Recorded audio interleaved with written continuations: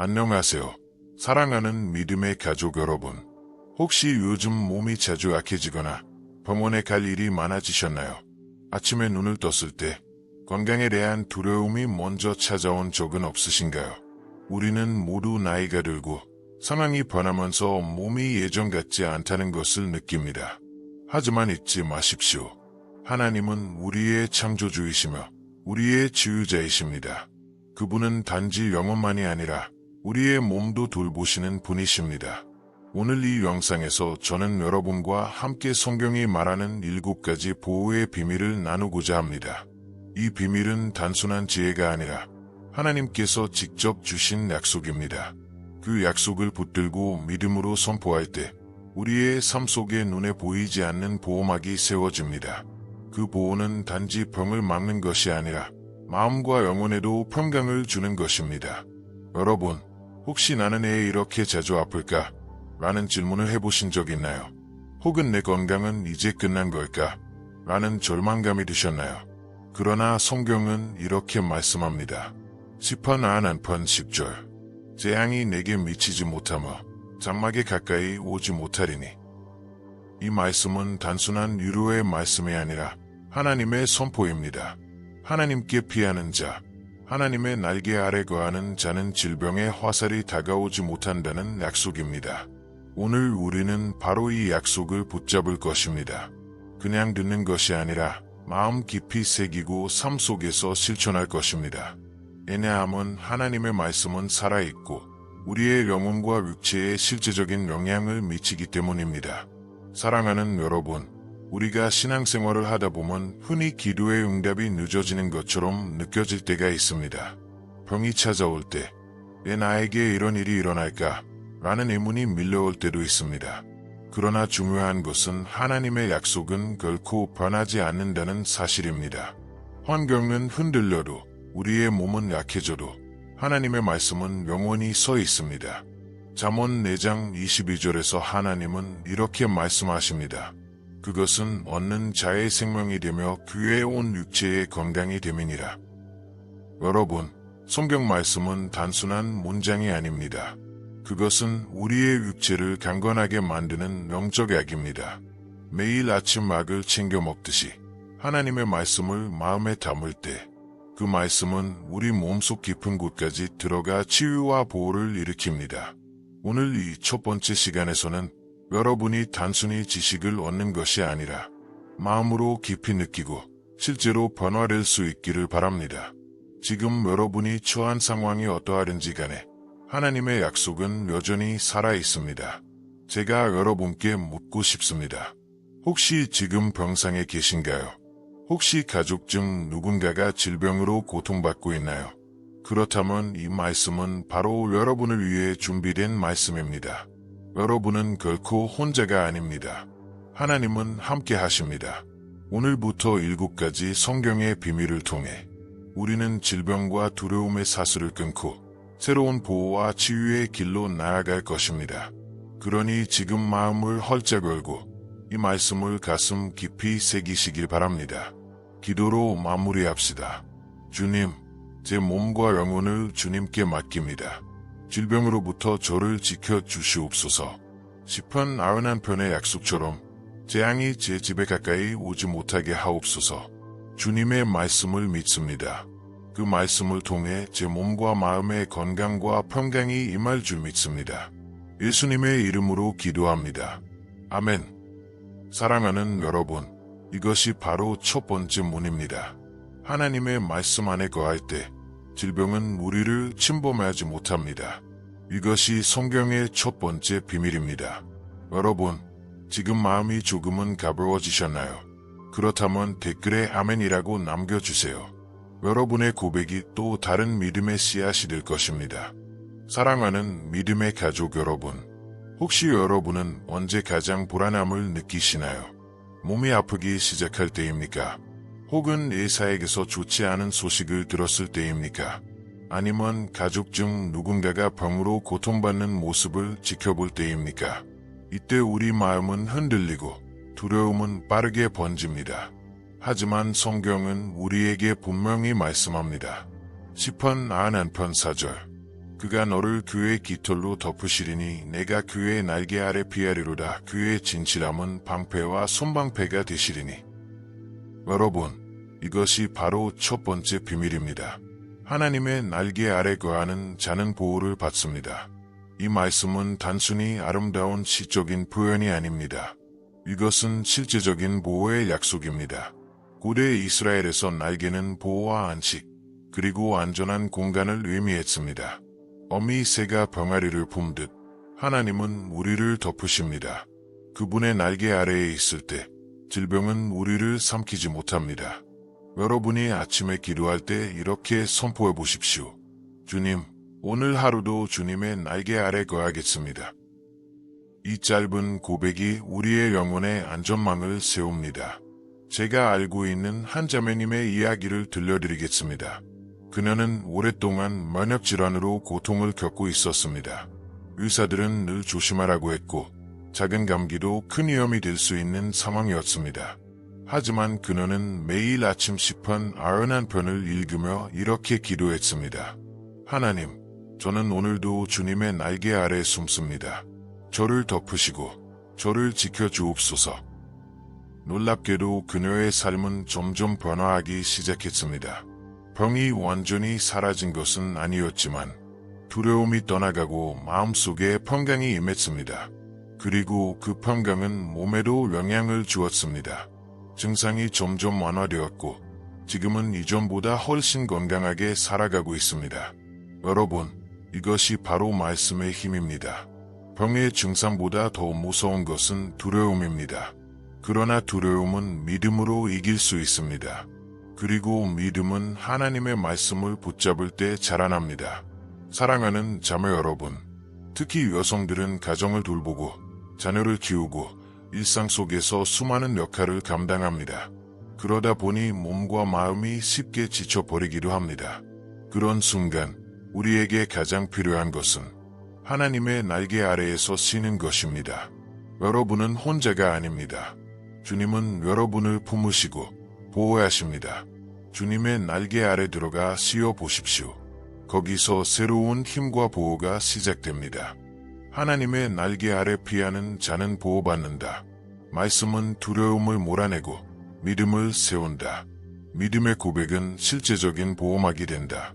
사랑하는 여러분, 이 세 가지를 오늘 꼭 기억하시길 바랍니다. 반복해서 마음에 새기고 입술로 선포하세요.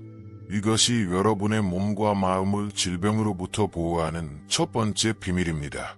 주님, 오늘도 저를 주님의 날개 아래에 숨기시니 감사합니다. 저의 두려움을 몰아내시고 평강을 채워 주옵소서. 저와 제 가정이 주님의 날개 아래 보호받게 하옵소서. 예수님의 이름으로 기도합니다. 아멘. 사랑하는 여러분, 지금 이 순간 하나님께서 여러분을 덮고 계십니다. 보이지 않아도 그분의 날개는 실제로 여러분을 감싸고 있습니다. 그 믿음을 붙드십시오. 여러분이 오늘 하루를 시작하면서 나는 주님의 날개 아래 있습니다 라고 고백해 보세요.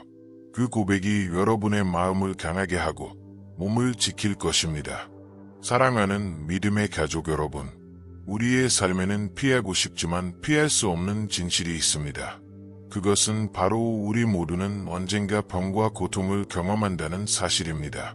아무리 기도해도, 아무리 조심해도 몸은 때때로 약해지고 병은 찾아옵니다. 그리고 그 순간 우리는 묻습니다. 하나님, 왜 제게 이런 일이 일어났습니까? 여러분, 이 질문 앞에서 눈물을 흘린 적 있으신가요?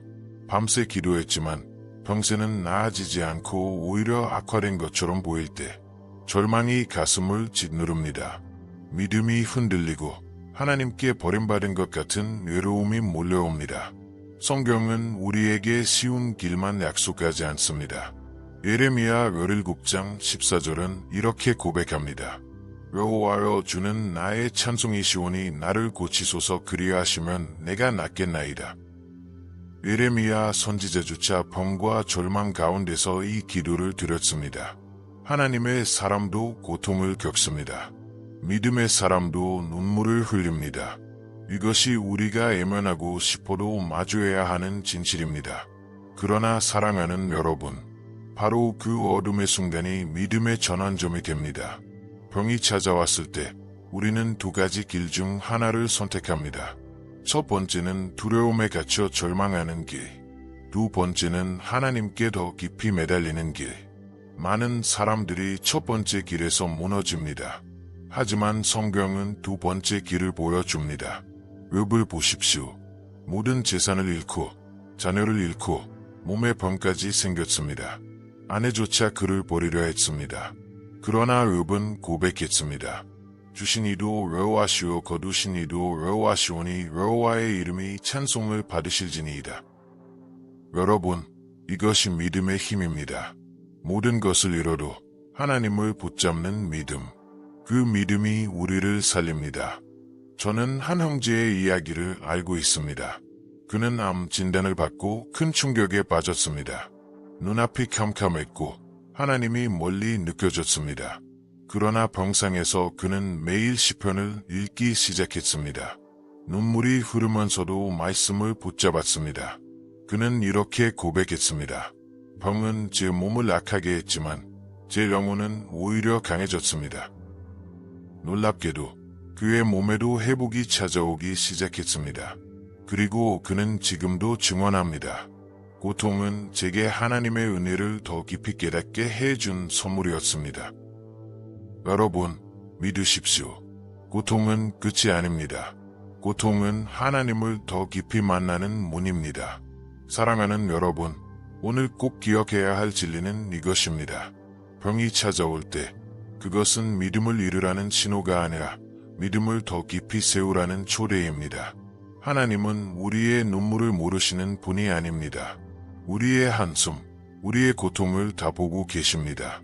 그리고 그 눈물 위에 새로운 힘을 부어 주십니다. 여러분, 지금 이 순간 이렇게 고백해 보십시오. 나는 병에 묶여 있지 않습니다. 나는 절망에 갇혀 있지 않습니다. 나는 하나님의 날개 아래 있습니다. 그리고 믿음으로 다시 일어납니다. 이 고백이 여러분의 영혼을 자유롭게 할 것입니다. 두려움이 떠나가고 주님, 제 고통을 아시지요. 제 눈물, 제 두려움, 제 약함을 아시지요. 하지만 오늘 저는 절망이 아니라 믿음을 선택합니다. 고통 속에서도 하나님을 붙듭니다. 주님, 저를 새롭게 하시고 저를 일으켜 세우소서. 예수님의 이름으로 기도합니다. 아멘. 사랑하는 여러분, 고통은 피하고 싶지만 그 안에 숨겨진 하나님의 초대가 있습니다. 그 초대를 붙잡을 때 우리는 절망이 아니라 소망을 얻게 됩니다. 오늘 이 진리가 여러분의 마음에 깊이 새겨지길 바랍니다. 마지막으로 한 문장으로 마무리합니다. 손가락 오른쪽으로 고통은 끝이 아니라 믿음을 다시 세우라는 하나님의 부르심입니다. 이제 여러분의 차례입니다. 혹시 여러분도 병이나 고통 속에서 하나님을 만난 경험이 있으신가요? 혹시 눈물 속에서 새로운 힘을 얻은 순간이 있으셨나요? 그렇다면 댓글에 나누어 주십시오.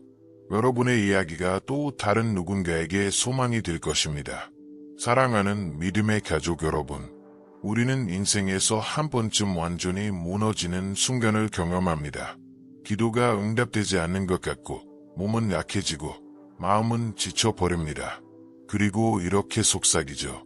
나는 이제 끝난 것 같아. 여러분, 혹시 그런 순간을 지나신 적 있으신가요? 더 이상 힘이 없어 그냥 주저앉아 울고 싶었던 시간 말입니다. 그러나 바로 그 자리에 하나님은 오십니다. 눈에 보이지 않는 방식으로 조용히 그러나 확실하게 다가오십니다. 무너짐 뒤에는 침묵이 찾아옵니다. 사람들은 위로하지 못하고 세상은 아무 대답도 주지 못합니다. 그러나 그 침묵 속에서 들리는 작은 음성이 있습니다. 내가 너와 함께하노라. 이사야 41장 10절에서 하나님은 말씀하십니다. 두려워하지 말라. 내가 너와 함께함이라. 놀라지 말라. 나는 내 하나님이 됨이라. 내가 너를 굳세게 하리라. 참으로 너를 도와주리라. 참으로 나의 위로운 오른손으로 너를 붙들리라. 여러분, 이것이 두 번째 비밀입니다. 무너짐 속에서 들리는 하나님의 음성은 우리를 다시 세우는 힘이 됩니다. 여러분, 저는 오늘 새로운 상징을 나누고 싶습니다. 그것은 바로 죄에서 피어나는 꿀입니다. 우리의 삶이 무너져 죄가 된 것처럼 느껴질 때가 있습니다. 병으로 인해 몸이 약해지고 꿈이 사라지고 마음이 상처투성이가 될 때 그 모든 것이 끝장난 것처럼 보입니다. 그러나 하나님은 죄 속에서도 꽃을 피우십니다. 이사야 61장 3절은 이렇게 말씀합니다. 무릇 시온에서 슬퍼하는 자에게 화관을 주어 그 죄를 대신하며 기쁨의 기름으로 그 슬픔을 대신하며 찬송의 옷으로 그 근심을 대신하시고. 여러분, 보이십니까? 하나님은 죄를 화관으로 바꾸시는 분이십니다. 죽음처럼 보이는 그 자리에서 새로운 생명을 일으키십니다. 저는 한 어머니의 간증을 들은 적이 있습니다. 그녀는 심각한 병으로 수술을 여러 번 받았습니다. 몸은 지쳤고 마음은 절망으로 가득했습니다. 그러나 병상에 누워있던 어느 날 그녀는 창밖에서 작은 들꽃을 보았습니다. 아무도 돌보지 않았지만 그 꽃은 햇빛을 향해 피어나 있었습니다. 그 순간 그녀는 깨달았습니다. 나도 다시 일어날 수 있다. 하나님께서 나를 버리지 않으셨다. 그리고 그녀는 매일 조금씩 일어나 걷기 시작했습니다. 의사들은 놀랐습니다. 하지만 그녀는 말했습니다. 저를 일으킨 것은 악이 아니라 하나님께서 주신 희망이었습니다. 사랑하는 여러분, 우리가 무너졌다고 생각하는 그 자리에서 하나님은 새로운 시작을 준비하십니다. 여러분의 몸이 약해졌습니까? 여러분의 마음이 지쳤습니까? 그렇다면 하나님께서 죄 속에서 꽃을 피우실 것입니다. 눈에 보이지 않아도 조용히 그러나 확실하게 변화는 시작됩니다. 주님, 제가 무너졌다고 생각하는 이 자리에 오셔서 감사합니다. 죄와 같은 제 삶의 새로운 꽃을 피워 주옵소서. 슬픔을 기쁨으로, 근심을 찬송으로 바꿔 주옵소서. 저를 다시 일으켜 세우시고 새로운 삶으로 인도하옵소서. 예수님의 이름으로 기도합니다. 아멘. 사랑하는 여러분, 고통은 피하고 싶지만 그 안에 숨겨진 하나님의 초대가 있습니다. 그 초대를 붙잡을 때 우리는 절망이 아니라 소망을 얻게 됩니다. 오늘 이 진리가 여러분의 마음에 깊이 새겨지길 바랍니다. 마지막으로 한 문장으로 마무리합니다. 손가락을 오른쪽으로 고통은 끝이 아니라 믿음을 다시 세우라는 하나님의 부르심입니다. 이제 여러분의 차례입니다. 혹시 여러분도 병이나 고통 속에서 하나님을 만난 경험이 있으신가요? 혹시 눈물 속에서 새로운 힘을 얻은 순간이 있으셨나요? 그렇다면 댓글에 나누어 주십시오. 여러분의 이야기가 또 다른 누군가에게 소망이 될 것입니다. 사랑하는 믿음의 가족 여러분, 우리는 인생에서 한 번쯤 완전히 무너지는 순간을 경험합니다. 기도가 응답되지 않는 것 같고 몸은 약해지고 마음은 지쳐버립니다. 그리고 이렇게 속삭이죠. 나는 이제 끝난 것 같아. 여러분, 혹시 그런 순간을 지나신 적 있으신가요? 더 이상 힘이 없어. 그냥 주저앉아 울고 싶었던 시간 말입니다. 그러나 바로 그 자리에 하나님은 오십니다. 눈에 보이지 않는 방식으로 조용히 그러나 확실하게 다가오십니다. 무너짐 뒤에는 침묵이 찾아옵니다. 사람들은 위로하지 못하고 세상은 아무 대답도 주지 못합니다. 그러나 그 침묵 속에서 들리는 작은 음성이 있습니다. 내가 너와 함께하노라. 이사야 41장 10절에서 하나님은 말씀하십니다. 두려워하지 말라. 내가 너와 함께함이라. 놀라지 말라. 나는 내 하나님이 됨이라. 내가 너를 굳세게 하리라. 참으로 너를 도와주리라. 참으로 나의 위로운 오른손으로 너를 붙들리라. 여러분, 이것이 두 번째 비밀입니다. 무너짐 속에서 들리는 하나님의 음성은 우리를 다시 세우는 힘이 됩니다. 여러분, 저는 오늘 새로운 상징을 나누고 싶습니다. 그것은 바로 죄에서 피어나는 꽃입니다. 우리의 삶이 무너져 죄가 된 것처럼 느껴질 때가 있습니다. 병으로 인해 몸이 약해지고 꿈이 사라지고 마음이 상처투성이가 될 때 그 모든 것이 끝장난 것처럼 보입니다. 그러나 하나님은 죄 속에서도 꽃을 피우십니다. 이사야 61장 3절은 이렇게 말씀합니다. 무릇 시온에서 슬퍼하는 자에게 화관을 주어 그 죄를 대신하며 기쁨의 기름으로 그 슬픔을 대신하며 찬송의 옷으로 그 근심을 대신하시고. 여러분, 보이십니까? 하나님은 죄를 화관으로 바꾸시는 분이십니다. 죽음처럼 보이는 그 자리에서 새로운 생명을 일으키십니다. 저는 한 어머니의 간증을 들은 적이 있습니다. 그녀는 심각한 병으로 수술을 여러 번 받았습니다. 몸은 지쳤고 마음은 절망으로 가득했습니다. 그러나 병상에 누워있던 어느 날 그녀는 창밖에서 작은 들꽃을 보았습니다. 아무도 돌보지 않았지만 그 꽃은 햇빛을 향해 피어나 있었습니다. 그 순간 그녀는 깨달았습니다. 나도 다시 일어날 수 있다. 하나님께서 나를 버리지 않으셨다. 그리고 그녀는 매일 조금씩 일어나 걷기 시작했습니다. 의사들은 놀랐습니다. 하지만 그녀는 말했습니다. 저를 일으킨 것은 악이 아니라 하나님께서 주신 희망이었습니다. 사랑하는 여러분, 우리가 무너졌다고 생각하는 그 자리에서 하나님은 새로운 시작을 준비하십니다. 여러분의 몸이 약해졌습니까? 여러분의 마음이 지쳤습니까? 그렇다면 하나님께서 제 속에서 꽃을 피우실 것입니다. 눈에 보이지 않아도 조용히 그러나 확실하게 변화는 시작됩니다.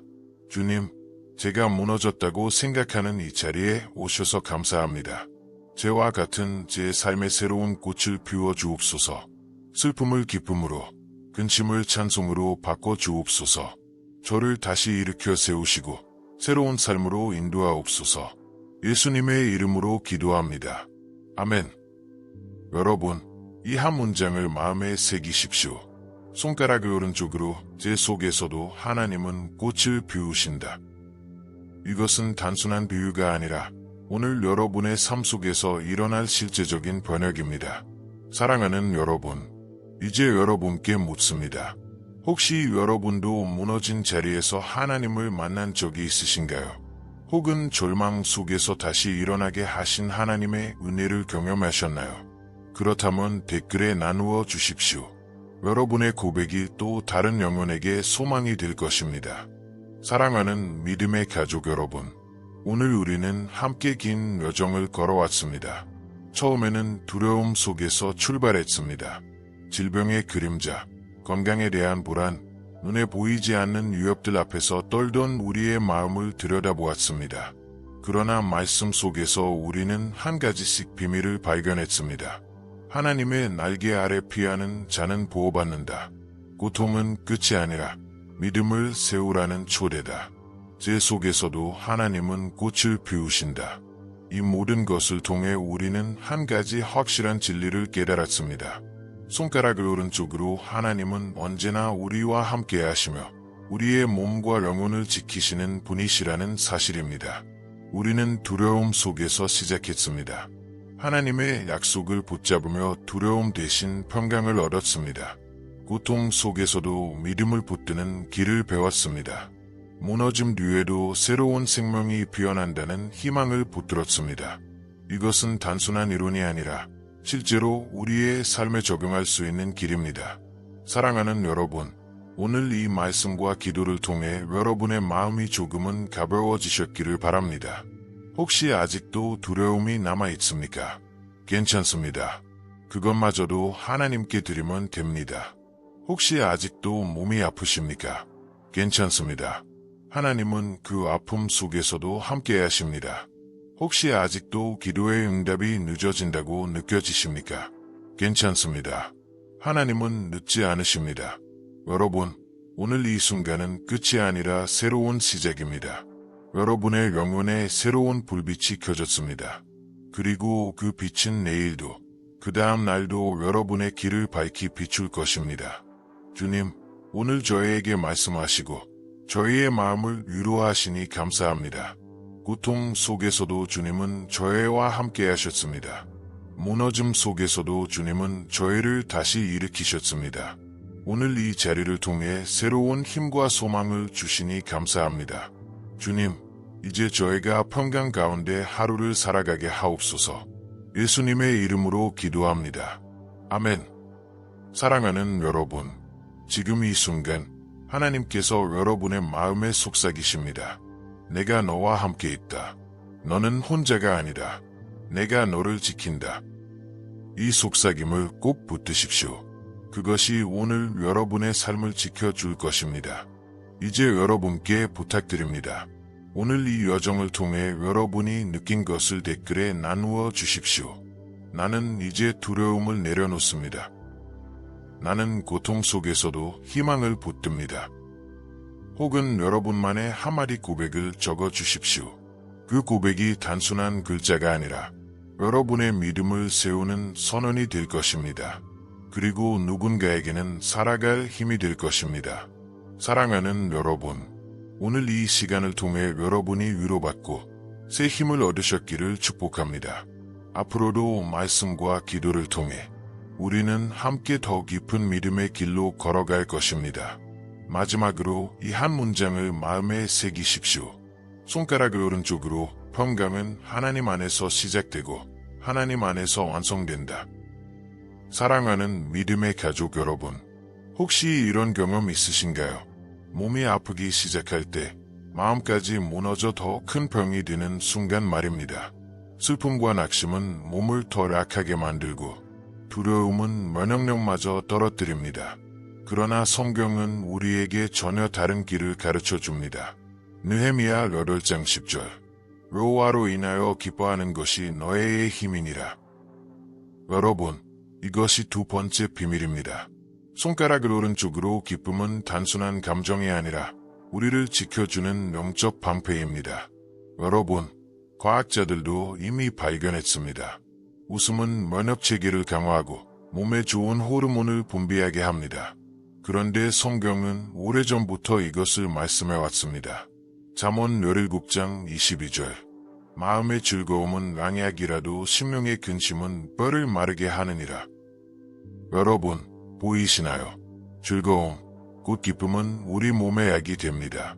반대로 근심과 염려는 우리를 약하게 만듭니다. 그러므로 우리가 기쁨을 선택할 때 그 기쁨은 단순히 마음을 위로하는 것이 아니라 몸을 실제로 보호하는 힘이 됩니다. 저는 한 어머니의 간증을 들었습니다. 그녀는 남편을 잃고 큰 충격 속에서 병이 찾아왔습니다. 몸은 점점 악해졌고 삶의 의미마저 잃어버렸습니다. 그러나 어느 날 교회에서 아이들이 찬양하는 모습을 보았습니다. 그 찬양을 듣는 순간 마음에 작은 웃음이 피어났습니다. 그녀는 이렇게 고백했습니다. 저는 오랫동안 잃어버렸던 웃음을 되찾았습니다. 그리고 그 웃음이 제 몸을 다시 살려주었습니다. 의사들도 놀랐습니다. 그러나 그녀는 말했습니다. 저를 고친 것은 약이 아니라 주님이 주신 기쁨이었습니다. 사랑하는 자매 여러분, 여러분은 가정의 웃음을 책임지는 존재입니다. 여러분이 웃으면 집안이 밝아지고 여러분이 기쁨을 품으면 가족 전체가 힘을 얻습니다. 그러므로 여러분의 기쁨은 단순히 개인의 감정이 아닙니다. 여러분의 기쁨은 가정 전체를 지키는 보호의 방패입니다. 오늘부터 작은 순간 속에서 기쁨을 찾으십시오. 햇빛을 보며 감사하십시오. 아이의 웃음을 보며 미소를 지으십시오. 말씀 속에서 위로를 받으십시오. 그 순간 여러분의 몸과 마음은 다시 살아날 것입니다. 여호와의 기쁨은 우리의 힘이다. 기쁨은 영적 방패이며 몸을 치유하는 약이다. 기쁨은 개인을 넘어 가정을 지키는 보호막이다. 사랑하는 여러분, 이 세 가지를 꼭 기억하십시오. 그리고 오늘 하루 동안 계속 마음에 되내십시오. 주님, 오늘 제 마음의 기쁨을 부어 주옵소서. 슬픔 대신 기쁨을, 두려움 대신 감사함을 선택하게 하옵소서. 저의 기쁨이 저를 살리고 제 가정을 지키는 힘이 되게 하옵소서. 예수님의 이름으로 기도합니다. 아멘. 사랑하는 여러분, 여러분이 웃을 때 여러분의 영혼이 살아납니다. 여러분이 기뻐할 때 하나님이 주시는 보호가 여러분을 덮습니다. 오늘 이 고백을 마음속에 새기십시오. 손가락 오른쪽으로 나는 기쁨으로 보호받는다. 여호와의 기쁨은 나의 힘이다. 사랑하는 믿음의 가족 여러분, 혹시 이런 순간이 있으셨나요? 몸이 아파서 약을 먹고 치료도 받았지만 마음이 여전히 불안한 시간 말입니다. 혹시 이 병이 더 심해지면 어쩌지? 내일은 더 힘들어지는 건 아닐까? 이런 두려움이 우리를 괴롭힙니다. 그러나 성경은 분명히 말합니다. 데살로니가전서 5장 17절. 쉬지 말고 기도하라. 여러분, 이것이 세 번째 비밀입니다. 손가락을 오른쪽으로 끊임없는 기도는 질병을 막는 보이지 않는 방패가 됩니다. 기도는 단순히 말이 아닙니다. 기도는 하나님과 연결되는 생명의 호흡입니다. 우리가 숨을 쉬지 않으면 살아갈 수 없듯 기도하지 않으면 영혼이 약해지고 두려움이 쉽게 우리를 무너뜨립니다. 기도는 영혼의 산소입니다. 그리고 그 산소가 우리 몸에도 힘을 줍니다. 저는 할아버지의 이야기를 들었습니다. 그는 오랫동안 만성질환으로 고통을 겪고 있었습니다. 그러나 그는 매일 새벽마다 하나님께 기도했습니다. 그의 기도는 길지 않았습니다. 주님, 오늘도 저를 지켜주옵소서. 단순한 이 한 문장이었지만 매일 빠짐없이 드렸습니다. 몇 년이 지난 후 그의 몸은 여전히 약했지만 그는 누구보다 강한 믿음을 가졌습니다. 사람들은 그에게 물었습니다. 어떻게 그렇게 평안할 수 있습니까? 그는 대답했습니다.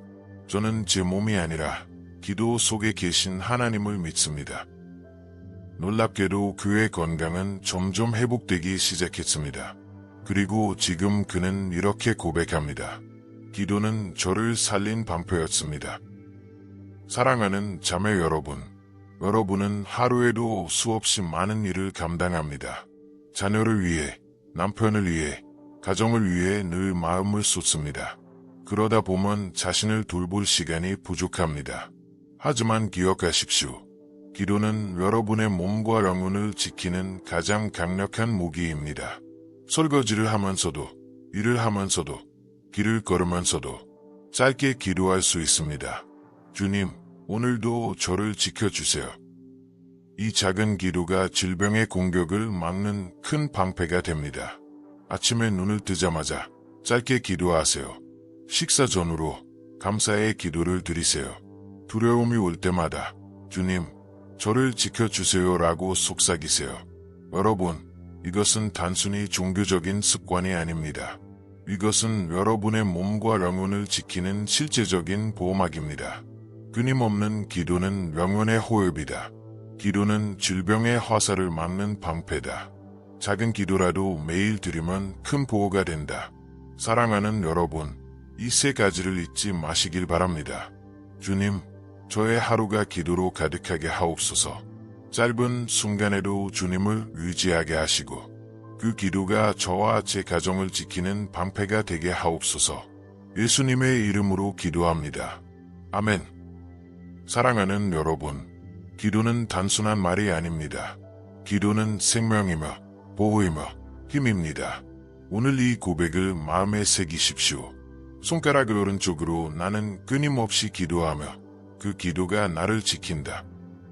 사랑하는 믿음의 가족 여러분, 혹시 이런 경험 있으셨나요? 마음속으로는 믿으려고 하지만 입술에서는 두려움과 불안의 말이 흘러나오는 순간 말입니다. 나는 아플 거야. 나는 약해서 오래 가지 못할 거야. 이런 말은 우리 자신을 더 약하게 만듭니다.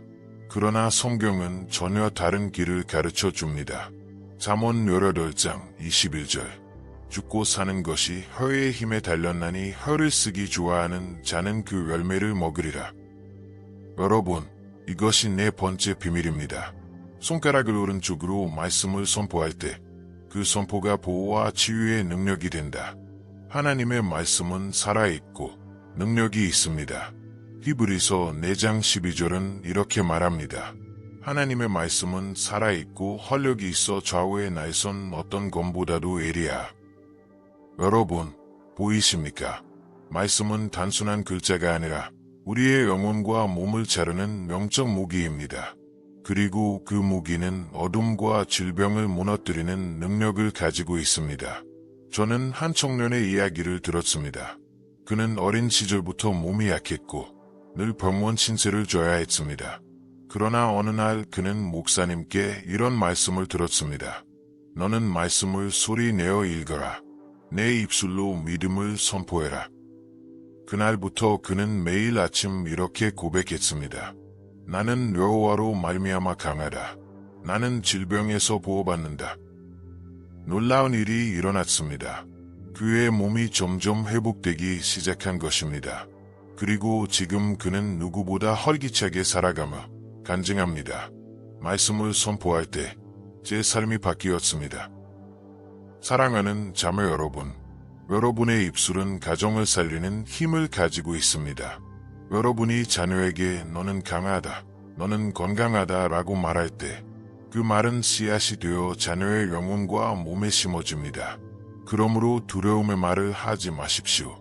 대신 하나님의 말씀을 선포하십시오. 그 말씀은 자녀를 지키는 울타리가 되고 남편을 보호하는 방패가 됩니다. 매일 아침 말씀 한 구절을 소리내어 읽으십시오. 아플 때마다 나는 주님의 말씀으로 치유받는다 라고 선포하십시오. 가정을 위해, 자녀를 위해 축복의 말씀을 입술로 고백하십시오.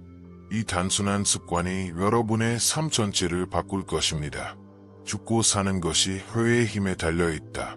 말씀을 선포할 때 치유와 보호가 임한다. 선포는 나 자신뿐 아니라 가족까지 지킨다.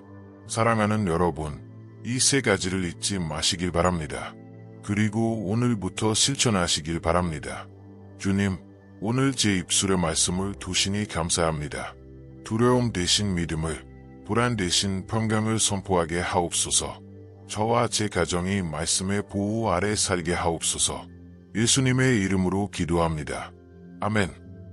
사랑하는 여러분, 여러분의 입술은 단순히 말을 하는 도구가 아닙니다. 여러분의 입술은 믿음을 세우는 도구입니다. 그리고 그 믿음의 고백은 질병을 막는 방패가 됩니다. 오늘 이 고백을 마음속에 새기십시오. 손가락을 오른쪽으로 나는 말씀을 선포하며 그 말씀 안에서 보호받는다. 사랑하는 믿음의 가족 여러분, 혹시 마음이 지치고 몸이 아플 때 노래조차 나오지 않는 순간이 있으셨나요? 눈물이 앞을 가려 목소리가 막히고 한숨만 내쉴 수 있을 때 말입니다. 그러나 바로 그 순간이야말로 찬양의 힘이 가장 필요한 때입니다. 성경은 말합니다. 시편 147편 1절. 할렐루야, 우리 하나님께 찬송함이 선함이요 찬송은 아름답고 마땅하로다. 여러분, 이것이 5번째 비밀입니다. 손가락을 오른쪽으로 찬양은 우리 삶을 지키는 영적 성벽이 된다. 찬양은 단순한 노래가 아닙니다. 찬양은 영혼의 무기이며 어둠을 물리치는 방패입니다. 우리가 찬양할 때 우리의 시선은 문제에서 하나님께로 옮겨집니다. 그리고 그 순간 두려움은 사라지고 평강이 임합니다. 사도행전 16장 25절-26절을 보십시오. 바울과 실라가 감옥에 갇혀 있을 때 그들은 밤중에 기도하며 하나님을 찬송했습니다. 그 순간 큰 지진이 일어나 옥문이 열리고 모든 창고가 풀렸습니다. 여러분, 보이십니까? 찬양은 옥문을 열고 묶인 것을 풀어내는 능력이 있습니다. 질병의 쇠사슬도 찬양 앞에서는 무너집니다. 한 자매님은 오랫동안 우울증과 불면증으로 고통을 겪고 있었습니다. 약을 먹어도 잠이 오지 않고 마음은 늘 무거웠습니다. 그러던 어느 날 그녀는 잠자리에 들기 전에 찬송가를 들고 따라 부르기 시작했습니다. 처음에는 힘들었지만 하루 이틀 지나면서 마음이 조금씩 풀리기 시작했습니다. 그리고 어느 날 그녀는 이렇게 고백했습니다. 찬양을 부르다 보니 제 안에 평강이 임했고 두려움이 떠나갔습니다. 그날 밤 저는 오랜만에 깊은 잠을 잘 수 있었습니다. 여러분, 이것이 찬양의 힘입니다. 찬양은 마음을 치유하고 몸을 회복시키는 능력을 가지고 있습니다. 사랑하는 자매 여러분, 가정의 분위기를 바꾸는 가장 빠른 방법은 무엇일까요? 바로 찬양입니다. 여러분이 부엌에서 찬양을 흥얼거릴 때, 여러분의 아이가 공부하다가 찬송을 따라 부를 때, 집안은 영적으로 안전한 공간이 됩니다. 찬양은 단순히 음악이 아닙니다. 찬양은 가정의 영적 성벽입니다. 그 성벽이 세워질 때 질병은 쉽게 들어오지 못합니다.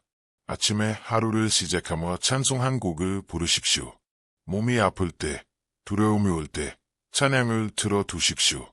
가족과 함께 찬양하는 시간을 가지십시오. 여러분, 이것은 단순한 습관이 아니라 질병으로부터 지키는 영적 무기입니다. 찬양은 어둠을 물리치고 옥문을 여는 능력이다. 찬양은 영적 성벽이 되어 우리와 가정을 지킨다. 찬양은 마음을 치유하고 몸을 회복시킨다. 사랑하는 여러분, 이 세 가지를 꼭 기억하십시오. 그리고 오늘부터 실천하십시오. 주님, 오늘 저의 입술에 찬양을 두시니 감사합니다. 슬픔 대신 찬양을, 두려움 대신 감사함을 부르게 하옵소서. 저와 제 가정이 찬양의 성벽 안에서 보호받게 하옵소서. 예수님의 이름으로 기도합니다. 아멘. 사랑하는 여러분, 찬양은 단순한 노래가 아닙니다. 찬양은 하나님께 올려드리는 무기입니다. 그리고 그 무기는 질병과 두려움을 무너뜨립니다. 오늘 이 고백을 마음속에 새기십시오. 손가락을 오른쪽으로 나는 찬양으로 지켜진다. 찬양은 나의 영적 성벽이다. 하나님은 우리를 홀로 신앙생활하도록 부르지 않으셨습니다. 우리를 교회라는 공동체로 부르셨습니다. 왜일까요? 우리는 악할 때 서로를 붙들어야 하기 때문입니다. 전도서 4장 12절은 이렇게 말합니다. 한 사람이면 패하겠거니와 두 사람이면 맞설 수 있나니 세 겹줄은 쉽게 끊어지지 아니하느니라. 여러분, 보이십니까? 혼자 있을 때는 쉽게 무너지지만 함께 있을 때는 쉽게 꺾이지 않습니다. 기도도 마찬가지입니다. 나 혼자의 기도보다 함께 드리는 기도가 더 큰 능력을 일으킵니다. 한 자매님은 갑작스러운 병으로 병원에 입원하게 되었습니다. 그녀는 두려움 속에서 눈물을 흘리며 기도했지만 마음은 여전히 무거웠습니다. 그때 교회의 성도들이 병원을 찾아와 그녀를 위해 기도해 주었습니다. 그녀는 그 순간 이렇게 고백했습니다. 마치 수많은 손길이 제 영혼을 붙잡아 주는 것 같았습니다. 저는 혼자가 아니었습니다. 하나님께서 공동체를 통해 저를 감싸 주셨습니다. 그리고 놀라운 회복이 시작되었습니다. 의사들도 예상치 못한 빠른 회복이었습니다. 그녀는 지금도 간증합니다. 저를 치유한 것은 공동체의 기도였습니다. 사랑하는 자매 여러분, 여러분은 종종 다른 사람을 위해 기도해 주지만 자신의 아픔은 혼자 감당하려 할 때가 많습니다. 그러나 하나님은 우리에게 말씀하십니다. 너희 병 낫기를 위하여 서로 기도하라.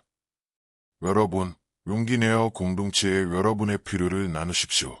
그리고 다른 이들의 필요를 위해 기도하십시오.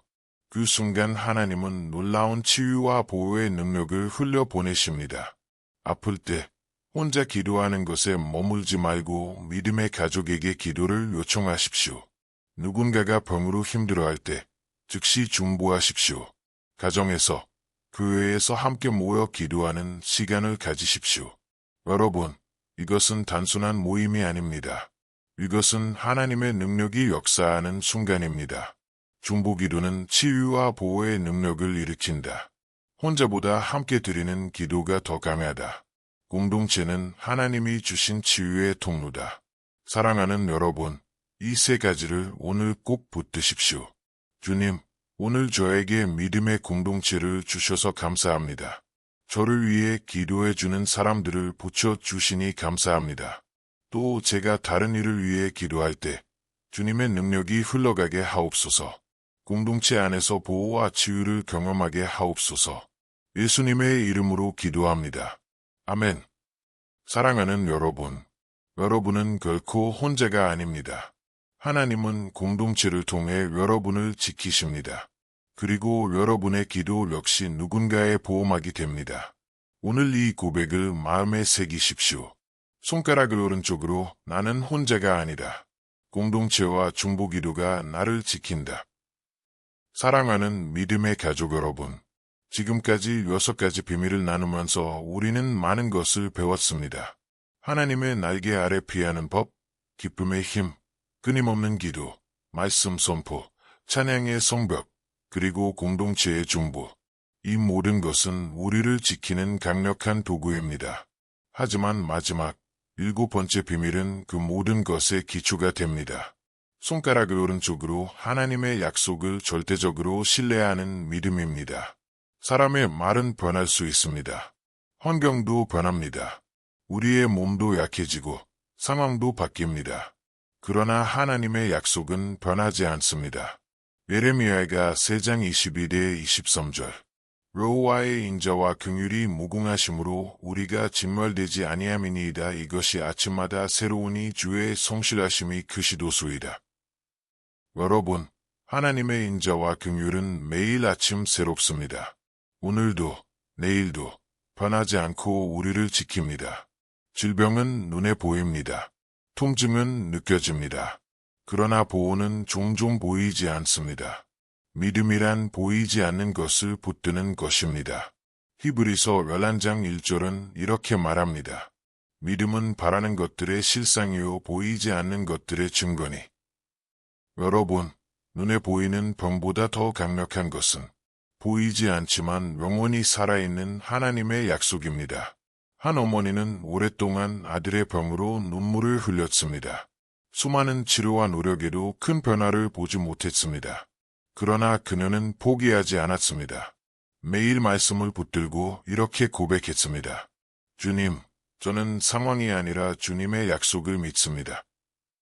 몇 년이 지나도 상황은 크게 달라지지 않았지만 그녀의 믿음은 오히려 더 깊어졌습니다. 그리고 어느 날 아들의 몸에 놀라운 변화가 나타났습니다. 의사조차 설명할 수 없는 회복이었습니다. 그녀는 간증했습니다. 약속을 믿는 믿음이 기적을 불러왔습니다. 사랑하는 자매 여러분, 여러분은 가정을 지키는 기둥과 같은 존재입니다. 여러분의 마음이 흔들리지 않을 때 가정 전체가 하나님의 약속 안에서 안전하게 서게 됩니다. 그러므로 두려움의 소리에 귀 기울이지 마십시오. 환경의 흔들림에 무너지지 마십시오. 대신 하나님의 약속에 뿌리를 내리십시오. 하나님의 약속은 변하지 않는다. 믿음은 보이지 않는 보호를 붙드는 것이다. 절대 신뢰는 기적을 불러온다. 사랑하는 여러분, 이 3가지를 꼭 기억하십시오. 그리고 오늘부터 매일 마음에 되새기십시오. 주님, 오늘도 변하지 않는 주님의 약속을 붙듭니다.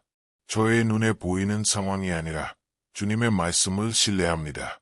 그 믿음이 저와 제 가정을 보호하는 방패가 되게 하옵소서. 예수님의 이름으로 기도합니다. 아멘. 사랑하는 여러분, 7번째 비밀은 단순하지만 가장 강력합니다. 손가락을 오른쪽으로 상황이 아니라 하나님의 약속을 붙드는 믿음. 이 믿음이 여러분의 삶을 지키고 질병으로부터 보호할 것입니다. 오늘 이 고백을 마음속에 새기십시오. 손가락을 오른쪽으로 나는 하나님의 약속을 신뢰하며 그 약속 안에서 보호받는다. 사랑하는 믿음의 가족 여러분, 오늘 우리는 긴 여정을 함께 걸어왔습니다. 성경이 말하는 질병으로부터 보호받는 7가지 비밀을 하나씩 살펴보았습니다. 여러분의 마음에 어떤 것이 가장 크게 다가왔나요? 어떤 비밀이 지금의 여러분 상황에 가장 필요한 은혜로 들리셨나요? 아침에 눈을 뜨자마자 말씀 한 구절을 붙들고 기도하십시오. 두려움이 올 때 입술로 믿음을 선포하십시오. 마음이 무거울 때 찬양으로 시선을 하나님께 돌리십시오. 몸이 약할 때 공동체의 기도를 요청하십시오. 무엇보다 하나님의 약속을 절대적으로 신뢰하십시오. 이것은 단순한 의무가 아니라 여러분의 삶을 지키는 보호의 길입니다. 사랑하는 자매 여러분, 여러분은 가정의 기둥이며 믿음의 등불입니다. 여러분이 기쁨을 선택하고 기도를 지속하고 말씀을 선포하고 찬양을 올려드릴 때 여러분의 가정 전체가 그 은혜 안에 머물게 됩니다. 여러분의 믿음 하나가 가정을 살립니다. 여러분의 기도가 자녀를 지킵니다. 여러분의 찬양이 집안의 평강을 세웁니다. 두려움 대신 믿음을 선택하십시오. 슬픔 대신 기쁨을 붙드십시오. 침묵 대신 말씀을 선포하십시오. 낙심 대신 찬양을 부르십시오. 홀로가 아니라 공동체 안에서 서십시오. 환경이 아니라 하나님의 약속을 붙드십시오. 이 반복 속에 우리의 영혼이 단단해지고 질병의 공격에도 흔들리지 않는 보호막이 세워집니다. 주님, 오늘 저에게 7가지 비밀을 알려주시니 감사합니다. 이제 저희가 두려움에 무너지지 않고 주님의 약속 안에 서게 하옵소서.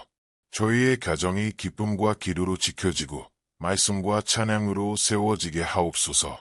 공동체와 함께하며 무엇보다 주님의 약속을 절대 신뢰하게 하옵소서. 이 모든 것을 예수님의 이름으로 기도합니다. 아멘. 사랑하는 여러분, 오늘 이 시간이 여러분의 마음에 평강과 소망을 심어주었기를 바랍니다. 병의 그림자가 다가올 때 이 7가지 비밀을 기억하십시오. 그리고 믿음으로 선포하십시오. 그 순간 하나님께서 여러분을 지키실 것입니다. 이제 여러분께 부탁드립니다. 오늘 말씀을 통해 여러분이 새롭게 깨달은 고백을 댓글에 남겨주십시오. 나는 두려움이 아니라 믿음을 선택합니다. 나는 찬양으로 보호받습니다. 나는 하나님의 약속을 신뢰합니다. 여러분의 고백이 또 다른 누군가에게 희망이 되고 여러분 자신의 삶에도 믿음의 씨앗이 될 것입니다.